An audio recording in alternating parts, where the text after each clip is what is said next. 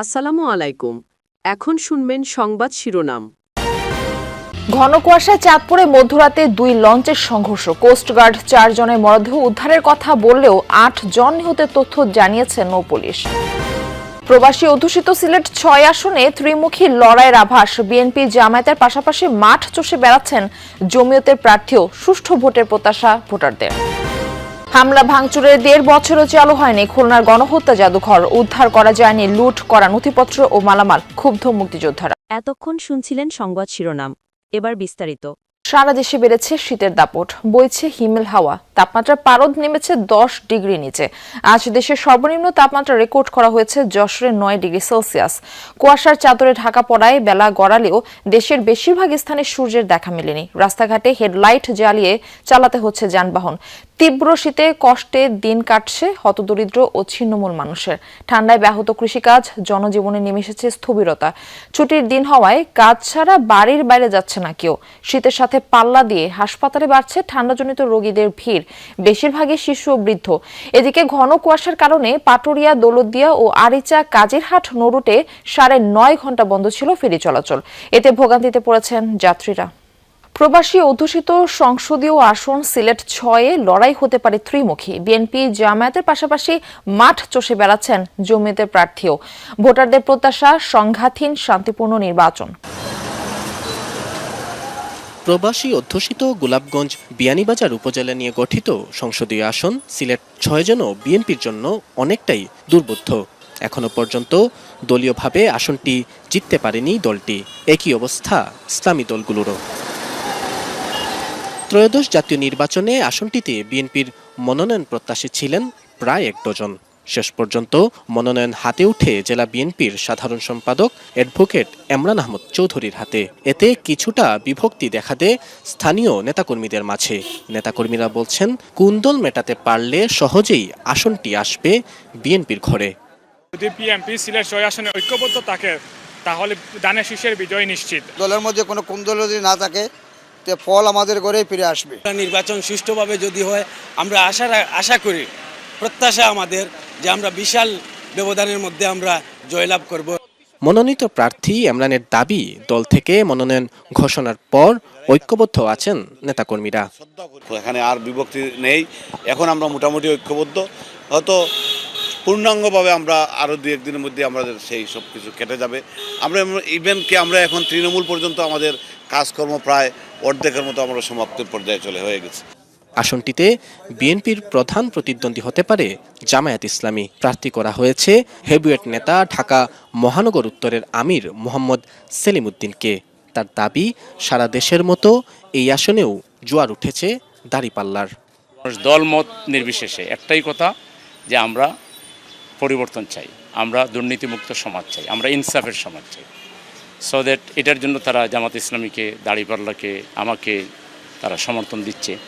এই 2 প্রার্থীর বাইরেও আলোচনায় আছেন জমিয়তে উলামায়ে ইসলামের প্রার্থী। বিএনপির সাথে দলটির আসন সমঝোতা হলেও নির্বাচন করার সিদ্ধান্তে অনড় তিনি। এই গোলাপগঞ্জ বিয়ানীবাজারে প্রত্যেকটা মানুষ দল মত নির্বিশেষে এবং প্রবাসীরা, আমি তো সেবাত আসছি, সেবাত আসলে তো বসা যায় না, সেবা চালিয়ে যেতে হয়। ইনশাআল্লাহ আমার সেবা চলমান থাকবে। দক্ষিণ এশিয়ার একমাত্র গণহত্যা জাদুঘর অবস্থিত খুলনায়। 71-এ বাংলার মানুষের উপর পাকিস্তানি বাহিনী আর রাজাকারদের চালানো অমানবিক নির্যাতনের চিত্র তুলে ধরা হয়েছে সেখানে। অথচ সেই জাদুঘরটি 2024-এর 4 আগস্ট ভাঙচুর করা হয়, লুটপাট করা হয় নথিপত্র ও দামি দামি মালামাল।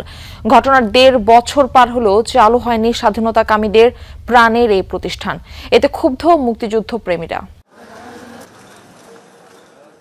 2024 সালের 4 আগস্ট, যেদিন দেশের বিভিন্ন স্থাপনার সাথে ভাঙচুর করা হয় খুলনা নগরীর 26 সাউথ সেন্ট্রাল রোডের এই জাদুঘরে, যেটি 1971 সালের গণহত্যা, নির্যাতন আর্কাইভ ও জাদুঘর। নষ্ট করা হয় ভবনের অনেকটাই, গুড়িয়ে দেওয়া হয় গ্লাস সহ সামনের অংশ।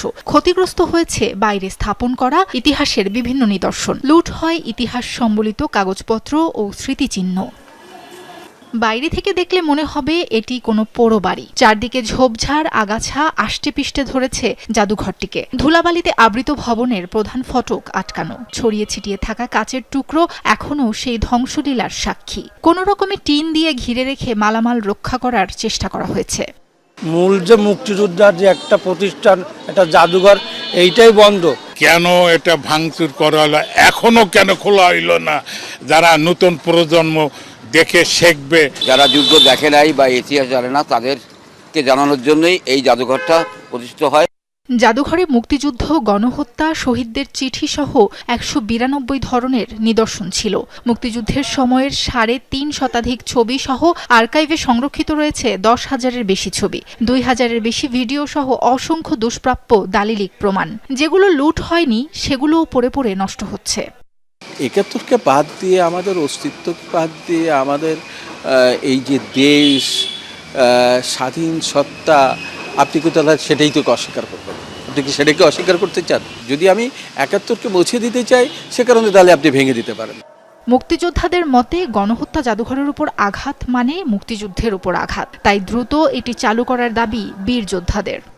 এখানে এক শ্রেণীর লোক ছিল ৫ই আগস্টের পরে লুটপাট করার জন্য। দামি জিনিসপত্র থাকলে সেগুলো তারা ভেঙে চুরে নিয়ে যাবে। ওই অফিসটা বন্ধ ছিল, ওই অফিসে কোনো প্রতিরক্ষা ব্যবস্থা ছিল না। আমরা চাই দেশের মানুষ জানুক যে স্বাধীনতার যুদ্ধে এদেশের বর্বর হানাদার, পাক সেনা, জামাত, শিবির, তাদের বর্বরতা কী ছিল এবং তাতে দেশের মানুষের কী পরিমাণ ক্ষতি হয়েছে। প্রশাসন বলছে দেশের অন্যতম এই সম্পদের সংরক্ষণ ও পুনরায় জাদুঘর চালুর উদ্যোগ নেওয়া হয়েছে। আইনশৃঙ্খলা পরিস্থিতি নিয়ন্ত্রণ করতে যেভাবে হোক সরকার এটি আপাতত বন্ধ রেখেছে, কিন্তু এটি তো আজীবনের জন্য বন্ধ থাকবে না ইনশাল্লাহ। এর একটি মহৎ জায়গা, তো আমরা প্রায়োরিটি বেসিসে কাজগুলো করছি এবং এটি অতি সম্প্রতিও হতে পারে অথবা কিছুদিনের মধ্যে আপনার এর একটি পজিটিভ নিউজ পাবেন। ২০১৪ সালের ১৭ মে শহরের একটি ভাড়া বাড়িতে যাত্রা শুরু হয় জাদুঘরটির। ২০২৩ সালের নভেম্বরে নিজস্ব ৬তলা ভবনে স্থানান্তর করা হয়। এই জাদুঘরের অধীনে বদ্ধভূমিতে ৫০টি স্মৃতিফলক, ৪০ জেলার গণহত্যা জরিপ, ১২৫টি গণহত্যা নির্ঘণ্ট প্রকাশ ও ১,১০০ জন গবেষককে প্রশিক্ষণ দেওয়া হয়েছে। আইনশৃঙ্খলা পরিস্থিতি নিয়ন্ত্রণ করতে যেভাবে হোক সরকার এটি আপাতত বন্ধ রেখেছে, কিন্তু এটি তো আজীবনের জন্য বন্ধ থাকবে না ইনশাল্লাহ। এর একটি মহৎ জায়গা, তো আমরা প্রায়োরিটি বেসিসে কাজগুলো করছি এবং এটি অতি সম্প্রতিও হতে পারে অথবা কিছুদিনের মধ্যে আপনার এর একটি পজিটিভ নিউজ পাবেন।